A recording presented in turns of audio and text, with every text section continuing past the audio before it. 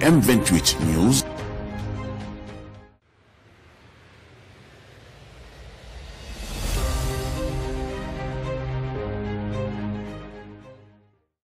Je voudrais essayer de revisiter les autres actes qu'il a eu à poser, car ces actes également comportent des messages que Cheikh Mouhamadou Mountakha semble nous lancer, et nous avons besoin de décrypter ce message pour mieux le comprendre et mieux le suivre.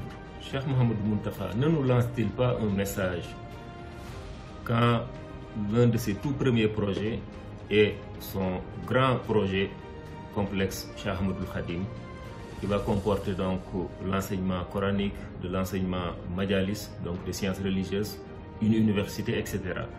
Quand il met en place ce projet à coût de dizaines de milliards, ne nous lance-t-il pas un message consistant à nous dire retourner à la science, au savoir, car c'est important. Et je rappelle que ce projet est un projet que Cheikh Ahmadou Bamba avait sollicité dans Matlabul Fawzayni, son célèbre poème, quand il fondait la ville sainte de Touba. Waj'alhu da'ban maskana ta'allumi wa mawdi'al fikrati wa tafahumi.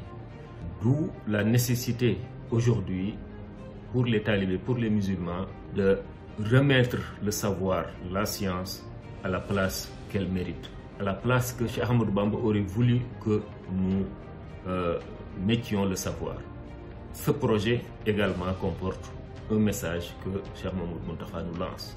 J'en profite d'ailleurs pour rappeler que les travaux sont bien avancés, mais les coûts, les charges continuent, et nous devons continuer, redoubler d'efforts et continuer à contribuer auprès du Khalife pour la réussite de ce grand projet.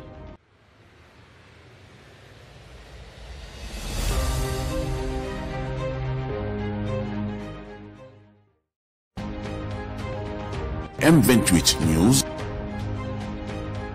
su ngeen bañee lenn lu leen rëcc ci sunu ay vidéo da ngeen di dem YouTube tapé M28 News, abonné, cliquer ci cloche de notification bi.